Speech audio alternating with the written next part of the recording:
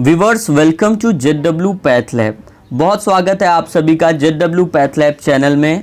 दोस्तों, आज की ये वीडियो बहुत ही खास वीडियो है क्योंकि आप सभी को पता है कि हाल ही में यूपी एनएचएम के द्वारा लैब टेक्नीशियंस के लिए वैकेंसी निकाली गई थी और उसका एग्ज़ाम कंडक्ट कराया गया था और अब उसकी आंसर की आ चुकी है। और इस वीडियो में हमने उन सभी प्रश्न जो यूपी एनएचएम के द्वारा पूछे गए हैं आंसर की के साथ कवर किया है। तो चैनल पे अगर नए हैं तो चैनल को सब्सक्राइब कर लीजिए और दोस्तों वीडियो को ज़्यादा से ज़्यादा शेयर करिए ताकि सभी जो है स्टूडेंट्स तक ये वीडियो पहुंच सके। दोस्तों, इस वीडियो में हमने आंसर की के साथ साथ एडिशनल इन्फॉर्मेशन भी दिया है जो आपको वीडियो में मिलेगा। तो दोस्तों, वीडियो को स्टार्ट करते हैं। बेसिक हेमेटोलॉजी, मैं आपको बता दूं दोस्तों, यूपी एनएचएम के द्वारा जो सिलेबस था उसमें बेसिक हेमेटोलॉजी था, ब्लड बैंकिंग था, immunology, biochemistry, general awareness, general aptitude और बेसिक कंप्यूटर नॉलेज से जो है प्रश्न पूछे गए थे। तो सेक्शन ए में जो पूछा गया था सबसे पहले वो बेसिक हेमेटोलॉजी से 15 क्वेश्चन आए थे यूपी एनएचएम के द्वारा। तो पहला क्वेश्चन ये था कि निम्नलिखित में से कौन सा विषाणु संक्रमित कोशिकाओं एवं ट्यूमर कोशिकाओं को नष्ट कर सकता है। प्रश्न को ध्यान से दोस्तों समझें। यहाँ प्रश्न कह रहा है कि निम्नलिखित में से कौन सा विषाणु यानी कि वायरस संक्रमित कोशिकाओं एवं ट्यूमर कोशिकाओं को नष्ट कौन कर सकता है। तो ऑप्शन आपके दिए थे, ऑप्शन ए केवल बी कोशिका, ऑप्शन बी था केवल एनके यानी कि नेचुरल किलर कोशिकाएं, ऑप्शन सी था केवल टी कोशिकाएं। तो ऑप्शन डी जो था वो राइट आंसर है। टी कोशिकाएं और नेचुरल किलर जो सेल्स होती हैं, ये दो सेल ऐसी होती हैं जो विषाणु संक्रमित कोशिकाओं और ट्यूमर कोशिकाओं को नष्ट कर सकती हैं। प्रश्न नंबर हमारा 2 है, छोटे रक्त फैलाव के कितने क्षेत्र को पेपर टॉवल से पोंछकर प्रबंधित किया जा सकता है। तो इसका राइट आंसर होगा 10 सेंटीमीटर। दोस्तों, अगर आप लोगों को स्पेलिंग्स दिखाई नहीं दे रही होंगी क्लियर तो उसके लिए माफ़ी चाहते हैं, लेकिन अभी प्रश्न 4 के बाद से आपको जो है सही तरीके से ये क्लियरली दिखाई देंगी। प्रश्न नंबर हमारा 3 ये है कि the azurophilic granules of neutrophils is acquired, यानी कि न्यूट्रोफिल्स में जो एज़ूरोफिलिक ग्रैन्यूल्स बनते हैं वो किस स्टेज में बनते हैं। तो अगर आपने न्यूट्रोफिल के डेवलपमेंट को पढ़ा होगा, डिफरेंशियल ल्यूकोसाइट के डेवलपमेंट को, तो आपको पता होगा कि प्रोमाइलोसाइट स्टेज में एज़ूरोफिलिक ग्रैन्यूल्स न्यूट्रोफिल्स में जुड़ते हैं। और दोस्तों, क्वेश्चन नंबर 4 है, which colour does the nucleus of neutrophil with Leishman stain appear.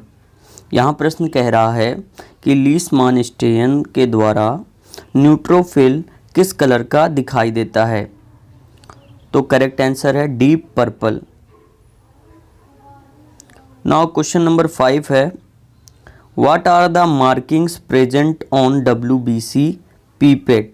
WBC pipette में मार्किंग जो है कहाँ तक होती है। तो करेक्ट आंसर हो जाएगा 0.5 से 1.0 होती है एंड 11 मार्क्स तक होती है। अब इसी तरह अगर सवाल होता what are the marking present on RBC pipette, तो RBC के पीपेट पे दोस्तों 0.5, 1 एंड 101 होता है, यानी कि ऑप्शन बी वहाँ पर हो जाता। क्वेश्चन नंबर 6 लेते हैं, which of following cells plays key role in host defence mechanism and immune regulation. सवाल ये कह रहा है कि कौन सी सेल होस्ट डिफेंस मैकेनिज्म और इम्यून रेगुलेशन में जो है भूमिका निभाती है। तो macrophage is the right answer. आगे हम बढ़ते हैं दूसरे क्वेश्चन की तरफ। क्वेश्चन नंबर 7 है, which of the following cells lack a nucleus, यानी कि कौन सी इनमें से ऐसी सेल है जिसमें न्यूक्लियस नहीं पाया जाता है।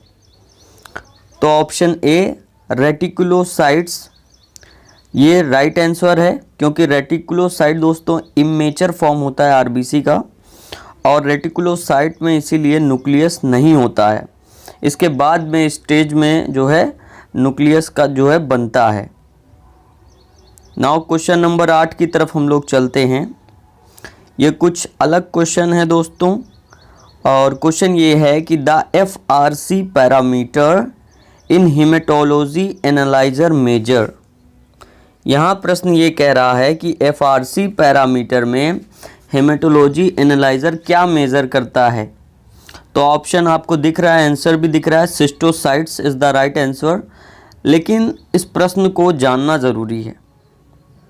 FRC का मतलब होता है फ्रेगमेंटेड रेड ब्लड सेल्स, यानी कि जो हमारी RBCs होती हैं वो फ्रेगमेंट में हो जाती हैं, और फ्रेगमेंट में होने को ही सिस्टोसाइट्स या साइटोसाइट्स कहा जाता है।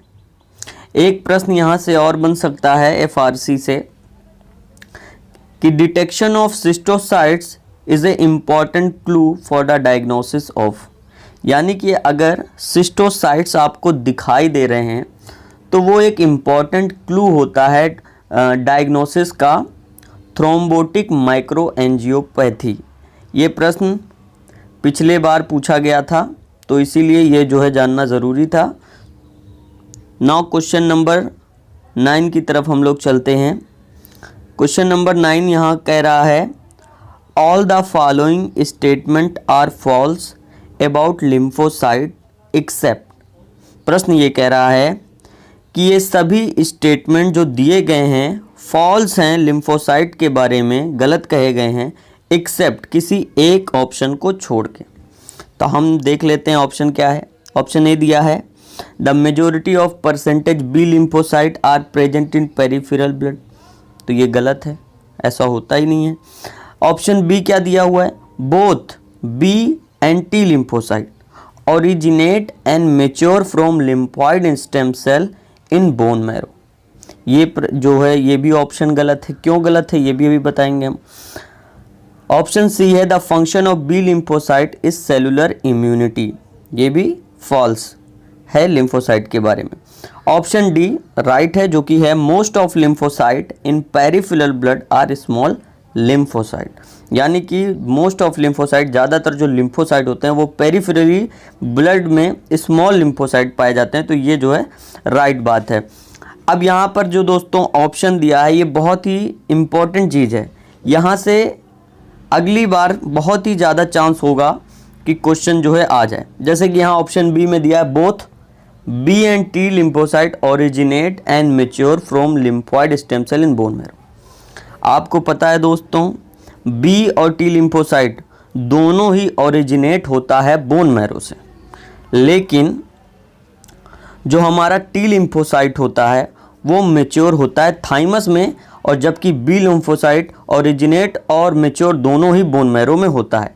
तो यहाँ पे अगर बी लिम्फोसाइट दिया होता originate in the bone marrow और mature from in the bone marrow तो ठीक था, लेकिन टी लिम्फोसाइट चूँकि जो है ओरिजिनेट तो होता है बोन मैरो में, लेकिन मेच्योर जो होता है वो थाइमस में होता है, इसीलिए ये ऑप्शन जो है लिम्फोसाइट के बारे में गलत हो गया।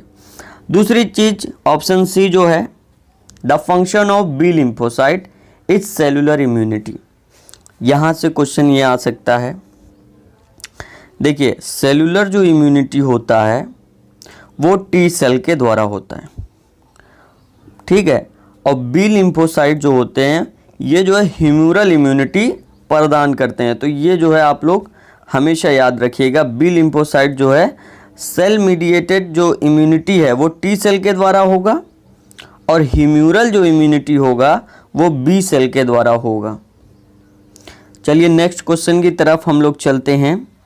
प्रश्न नंबर 10 है which cells play a role in allergic and anaphylactic reaction, यानी कि कौन सी सेल ऐसी है जो रोल प्ले करती है एलर्जिक और एनाफिलेक्टिक रिएक्शंस में।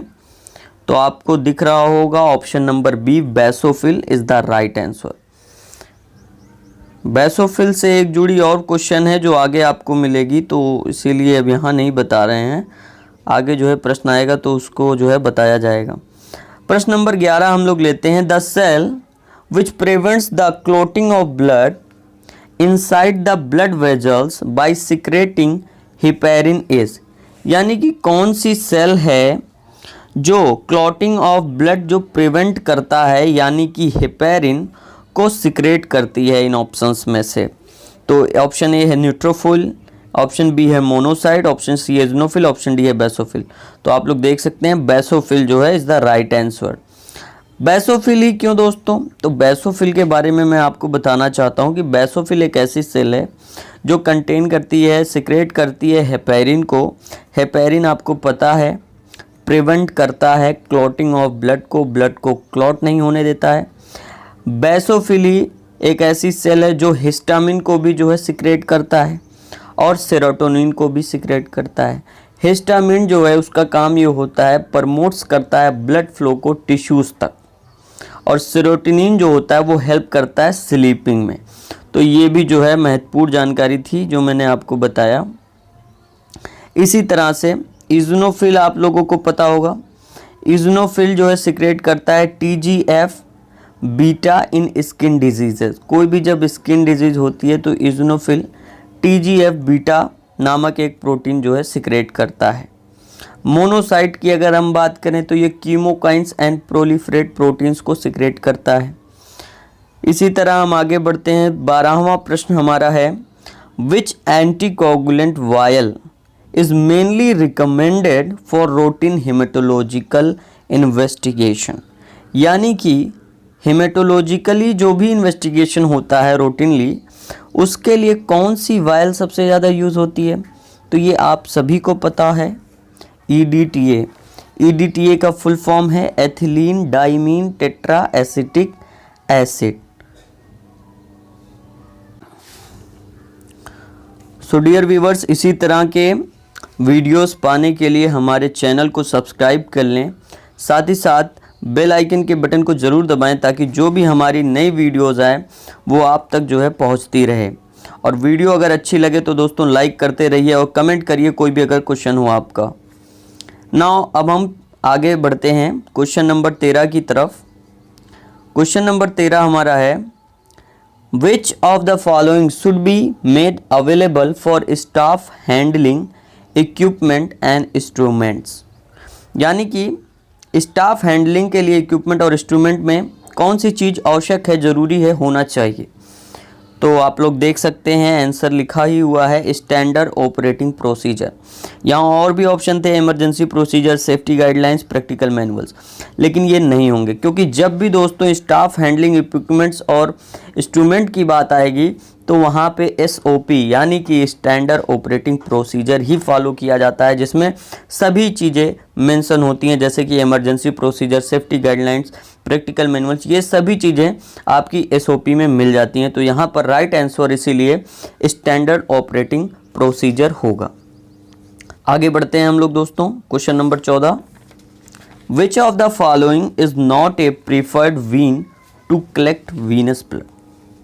यहाँ कह रहा है कि इन ऑप्शंस में से कौन सी प्रीफर्ड वीन नहीं है वीनस ब्लड से ब्लड कलेक्ट करने के लिए। तो आप लोग देख सकते हैं option number C radial vein is the right answer. यानी कि रेडियल वीन एक ऐसी वीन है जिसे हम लोग प्रीफर्ड नहीं करते हैं जल्दी वीनस ब्लड कलेक्ट करने के लिए। तो कौन सा करते हैं? मीडियन क्यूबाइटल वीन करते हैं। आप लोगों ने पढ़ा होगा हैंड की एनाटॉमी, तो वहाँ पे आप लोग देखोगे सिफेलिक वीन भी होती है, बेसिलिक वीन होती है, मीडियन क्यूबाइटल वीन भी होती है, और इसी मीडियन क्यूबाइटल वीन को ही प्रेफर्ड वीन बोला जाता है वीनस ब्लड के लिए। नाउ आगे हम बढ़ते हैं क्वेश्चन नंबर 15, और ये बहुत ही ज़्यादा जो है डीप क्वेश्चन है। क्वेश्चन ये है कि left shift in RBC histogram is seen in. यानी कि RBC हिस्टोग्राम में लेफ्ट सीन कौन सी कंडीशंस में दिखाई देता है? तो आप लोग आंसर तो देख सकते हैं दोस्तों, आयरन डेफिशिएंसी एनीमिया। अब आप रट लेंगे, रटने से क्या होगा दोस्तों, ये सेम सवाल जो है दोबारा तो नहीं आना है। अगर राइट शिफ्ट आ जाता तो फिर क्या होता? तो इसके लिए आपको जानना होगा दोस्तों RBC हिस्टोग्राम क्या होता है। आपने CBC का जब भी रिज़ल्ट देखोगे तो वहाँ पे आपको 3 ग्राफ मिलेंगे, एक RBC का, एक WBC का, एक प्लेटलेट्स का। तो हम RBC के ग्राफ की बात करेंगे, ग्राफ की बात कर रहे हैं, ठीक है। हिस्टोग्राम का मतलब ही होता है graphical representation of numerical data about different cell population. यानी कि ग्राफ के द्वारा सभी डिफरेंट सेल पॉपुलेशन को रिप्रेजेंट करना ही हिस्टोग्राम कहलाता है। ठीक है, अब दोस्तों लेफ्ट शिफ्ट की बात किया है तो मैं आपको बता दूं दोस्तों, आरबीसीज के लिए जो ग्राफ बनता है वो बेल शेप में बनता है। ओके, और इस बेल शेप को गॉसियन या फिर नॉर्मल डिस्ट्रीब्यूशन भी कहा जाता है। तो एक क्वेश्चन ये भी आ सकता है बाय चांस कि जो है गॉसियंस या नॉर्मल डिस्ट्रीब्यूशन किसे कहा जाता है, तो बेल शेप कर्व को आरबीसी के गॉसियन या नॉर्मल डिस्ट्रीब्यूशन कहा जाता है। अब यहाँ पे दोस्तों जो बेल शेप बनता है, इसके लेफ़्ट साइड वाले को हम लेफ़्ट शिफ्ट कहते हैं, राइट साइड वाले को राइट शिफ्ट कहते हैं। अब अगर ग्राफ जो है लेफ़्ट शिफ्ट की तरफ जो है ज़्यादा झुक जाता है तो इसका मतलब हुआ, लेफ़्ट शिफ्ट का मतलब होता है स्मॉलर सेल। अगर ग्राफ लेफ़्ट शिफ्ट में जा रहा है तो यानी कि स्मॉल नंबर ऑफ सेल्स को काउंट किया गया है, जो सेल्स आरबीसी की हैं वो कम हैं। तो वो कौन सी कंडीशन में कम होंगी? माइक्रोसाइटिक एनीमिया, और माइक्रोसाइटिक एनीमिया का सबसे बड़ा एग्जांपल आयरन डेफिशिएंसी एनीमिया है। इसीलिए वहाँ पर जो है आयरन डेफिशिएंसी एनीमिया जो है करेक्ट आंसर हो जाएगा। अब अगर राइट शिफ्ट में जाता तो राइट शिफ्ट में मतलब लार्जर अमाउंट्स ऑफ सेल्स दिखाई दिए हैं एनालाइजर को। तो लार्जर अमाउंट्स कब दिखाई देते हैं? मैक्रोसाइटोसिस या फिर माइक्रोसाइटिक एनीमिया आप कह सकते हैं। तो उस कंडीशन में राइट शिफ्ट में आरबीसी का हिस्टोग्राम दिखाई देता है। तो ये कुछ क्वेश्चन थे दोस्तों जो बन सकते हैं आरबीसी हिस्टोग्राम से। नाउ फ्रेंड्स, यूपी एनएचएम से ब्लड बैंक से 15 क्वेश्चन पूछे गए थे और अब हम लोग जो 15 क्वेश्चन पूछे गए हैं ब्लड बैंकिंग से उसको भी इसी वीडियो में कवर करेंगे। क्वेश्चन 1 कह रहा है ब्लड बैंक से, यदि रोलेक्स एग्लूटिनेशन के रूप में प्रकट होता है और असामान्य ग्लोबुलिन वाले रोगियों में होता है तो निम्नलिखित में से कौन सा उत्पन्न विसंगतियों को ठीक कर सकता है? तो यहाँ पे आप लोग देख सकते हैं सेलाइन replacement is the right answer. इसी तरह ही प्रश्न नंबर 2 हम लोग लेते हैं, किस स्थिति में लेवी जेनिंग चार्ट द्वारा गुणवत्ता नियंत्रण यानी कि क्वालिटी कंट्रोल मापन सही होगा? तो इसमें करेक्ट आंसर जो है, यदि मान वैल्यू जो है ±2 SD रेंज के अंदर है। तो इसे अगर आप रटना चाहें तो दोस्तों रट लीजिए, क्योंकि QC जो होगा लेवी जेनिंग चार्ट का गुणवत्ता नियंत्रण के लिए मापन जो होगा वो मान जो है होना चाहिए ±2 SD, मीन से एकदम जो है सटा हुआ होता है, ±2 SD उसी रेंज के अंदर होना चाहिए। नाउ अब हम लोग प्रश्न नंबर 3 लेते हैं, which antigen is routinely tested in RH grouping system? यानी कि RH ग्रुपिंग सिस्टम में आप कौन से एंटीजन को जो है टेस्ट करते हैं? तो वहाँ पे option number A D antigen होगा। A B तो हम लोग ब्लड ग्रुपिंग के लिए करते हैं, ABO के लिए, लेकिन RH ग्रुपिंग के लिए तो हम लोग D एंटीजन को ही टेस्ट करते हैं कि D एंटीजन प्रेजेंट होगा तो RH पॉजिटिव है, अगर नहीं होगा तो RH निगेटिव है। इसी तरह से दोस्तों वीडियो अगर आपको पाना है तो दोस्तों चैनल को सब्सक्राइब कर लीजिए, वीडियो अच्छा लगे तो लाइक करिए और कोई भी आपके दोस्तों सवाल हैं तो उसे कमेंट ज़रूर करें। नाउ प्रश्न नंबर 4 हम ले लेते हैं, RH इनकम्पेटिबिलिटी अकॉर्स व्हेन? यहाँ कह रहा है RH इनकम्पेटिबिलिटी जो होता है वो अक्सर कब होता है? तो डायरेक्ट हम लोग आंसर बताते हैं, when RH negative mother carries RH positive foetus. यानी कि जब कोई वूमेन जो RH निगेटिव होती है वो RH पॉजिटिव फीटस को कैरी करती है तो वहाँ पे RH इनकम्पेटिबिलिटी होता है। और यहाँ पे दोस्तों एक क्वेश्चन ये बन सकता है कि ऐसे कंडीशन में कौन सी डिजीज होती है? तो वहाँ पर HDN यानी कि हीमोलिटिक डिजीज ऑफ न्यूबॉर्न जैसी डिजीज़ हो जाती है बच्चे को। इसी तरह दोस्तों प्रश्न नंबर हम 5 लेते हैं, यदि बच्चे का ब्लड ग्रुप यानी कि रक्त समूह O है तो माँ का रक्त समूह चाहे कोई भी हो पिता के रक्त समूह डैश डैश नहीं हो सकता है। अब यहाँ पर आप लोगों को आंसर तो दिख रहा है, ए बी ग्रुप फादर का नहीं हो सकता है, लेकिन ज़रूरी नहीं है सवाल सेम यही आए। तो सवाल कोई भी आए दोस्तों, अगर हमने थ्योरी सही से पढ़ी होगी तो हम उस सवाल को अच्छी तरीके से बता पाएंगे। इस क्वेश्चन पे मैं थोड़ा सा बताना चाहता हूँ जानकारी आपको, ताकि कोई भी अगर क्वेश्चन ब्लड ग्रुप से आता है इस तरह का तो आप उसे आसानी से कर लेंगे। हम जानते हैं दोस्तों कि आरबीसी के सरफेस पर शुगर पॉलीमर्स होते हैं, ठीक है। शुगर पॉलीमर्स जो होते हैं वो सभी व्यक्तियों में डिफरेंट होते हैं। शुगर पॉलीमर्स बेसिकली डिसाइड करता है हमारे अंदर का जीन, क्योंकि हम लोग डिप्लॉयड नेचर हैं तो हमारे पास 2 जीन होते हैं। जीन में दोस्तों 3 एलील होते हैं, IA, IB, I। IA और IB, IA के द्वारा दोस्तों ब्लड ग्रुप A बनता है, IB के द्वारा B बनता है और I के द्वारा O बनता है। आप इस तरह से समझ लीजिए। अब अगर दोस्तों 2 जीन मिल रहे हैं IA और IA के, तो ब्लड ग्रुप A ही बनेगा। इसी तरह से अगर IB एक और IA एक मिल रहा है 2 जीन, ठीक है, तो IB और IA मिल रहा है तो AB बन जाएगा। और वहीं अगर I मिल रहा है तो ब्लड ग्रुप O बन जाएगा।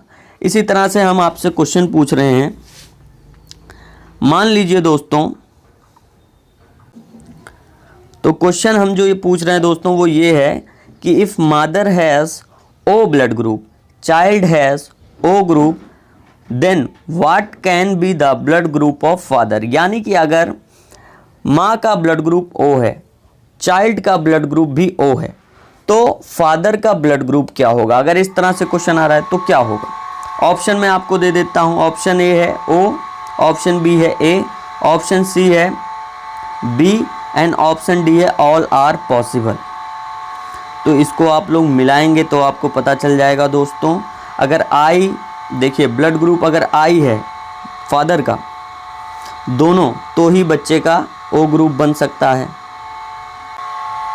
ठीक है दोस्तों। तो अगर फादर का ब्लड ग्रुप I है, 2 जीन एलील हैं, तो पूरी संभावना है वो ब्लड ग्रुप बच्चे का होगा।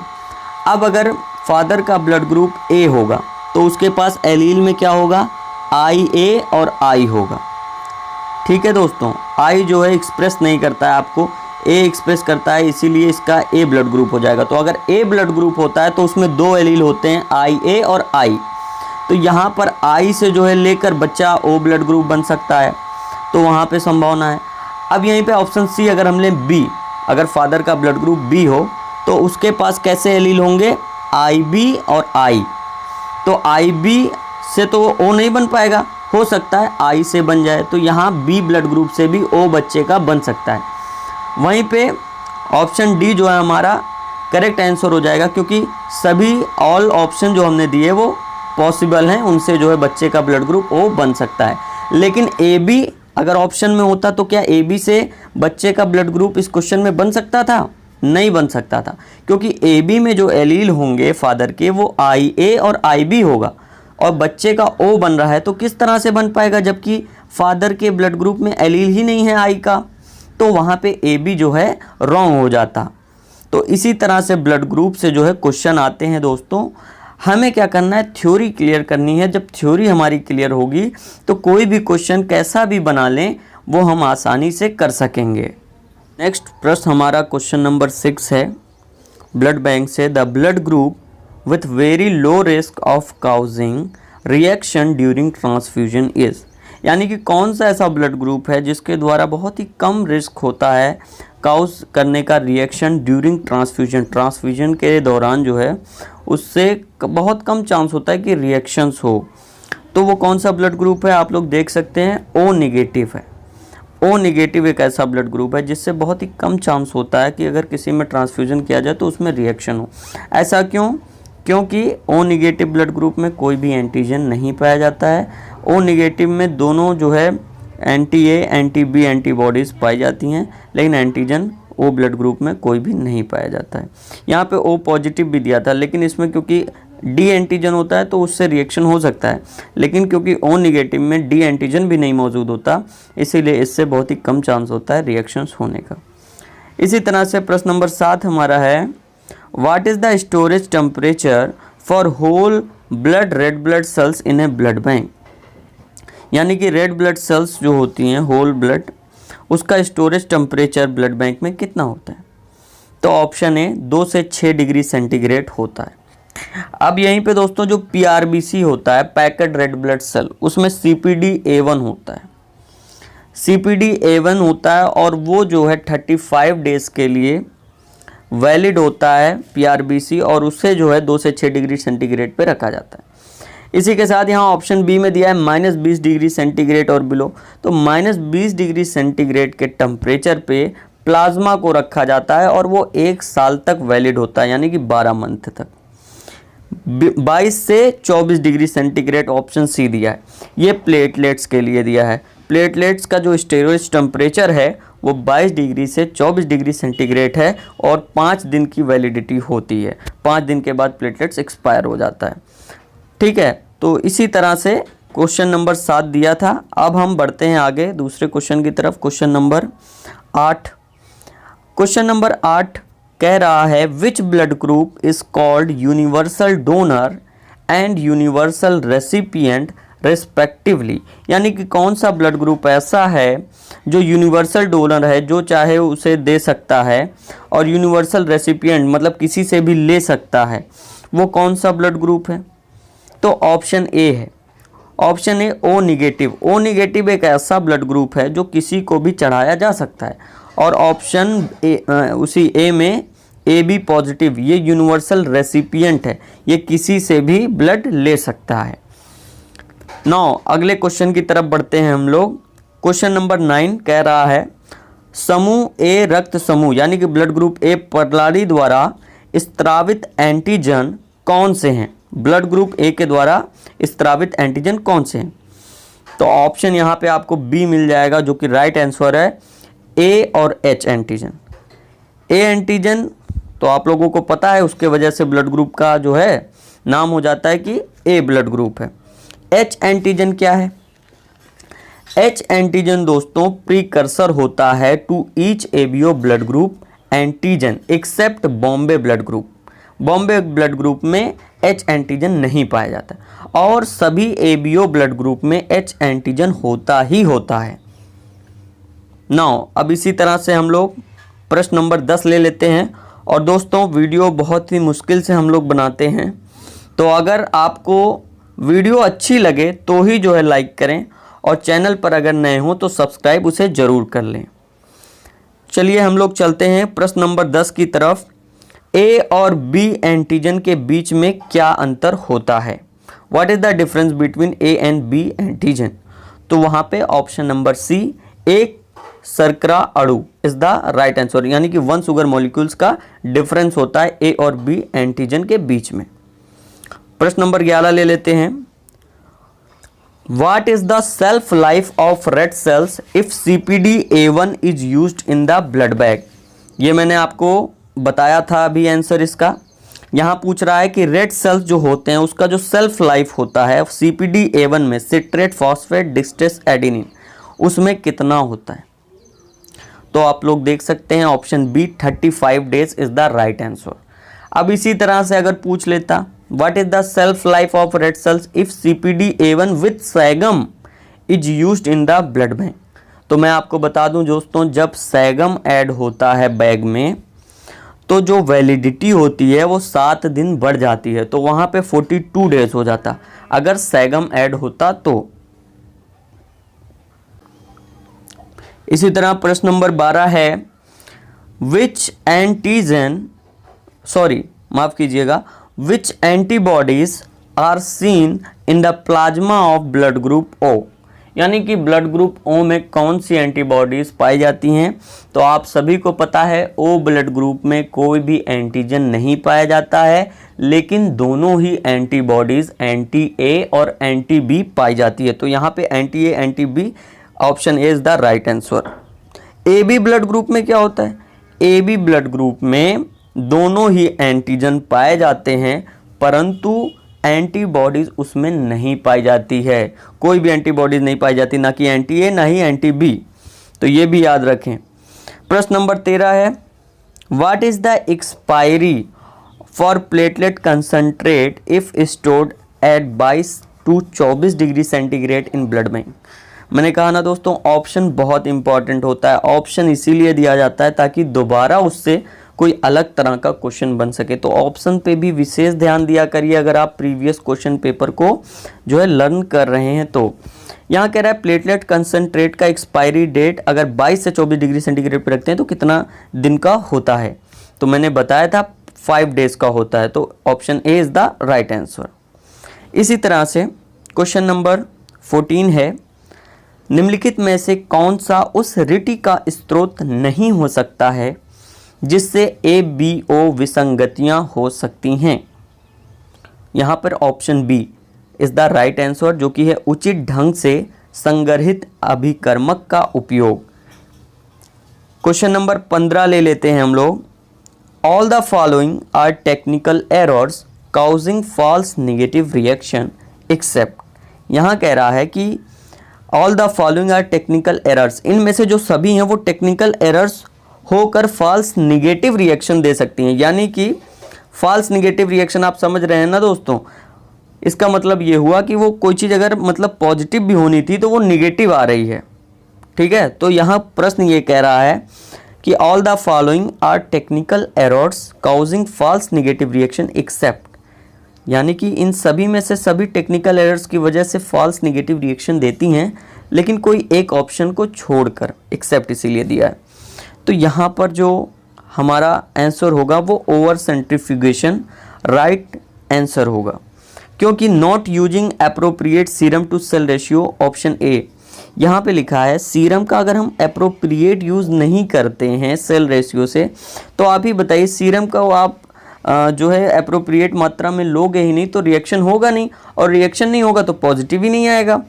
ऑप्शन बी कह रहा है failure to identify haemolysis as a positive reaction. मान लीजिए पॉजिटिव रिएक्शन आ भी गया, आप आइडेंटिफाई नहीं कर पाए, तो वहाँ पे भी फॉल्स निगेटिव रिएक्शन जा सकता है। ऑप्शन सी है फेलर टू ऐड सीरम और एंटी सीरम टू टेस्ट। अब अगर ऑप्शन सी में है फेलियर हो जाता है सीरम ऐड करने में या एंटी सीरम आप ऐड करने में टेस्ट में, तो भी आपको जो है निगेटिव ही आएगा रिएक्शन। तो इसीलिए ये भी जो है राइट नहीं होगा, over centrifugation is the right answer हो जाएगा। तो दोस्तों ये मैंने बताया आपको हेमेटोलॉजी से और ब्लड बैंकिंग से यूपी NHM 2022 के द्वारा जो सवाल पूछा गया। और भी क्वेश्चंस हैं जैसे कि इम्यून हेमेटोलॉजी से पूछा गया है, तो इन सभी के बारे में मैं आपको बताऊंगा, लेकिन क्योंकि वीडियो बहुत बड़ी हो गई है तो वो हम लोग नेक्स्ट जो है वीडियो में कवर करेंगे। और कोई भी क्वेश्चन हो तो आप पूछ सकते हैं दोस्तों। वीडियो को ज़्यादा से ज़्यादा शेयर करें, और जो है नेक्स्ट टाइम हम लोग इम्यून हेमेटोलॉजी से जो यूपी NHM के द्वारा पूछा गया है वो भी कवर करेंगे। धन्यवाद।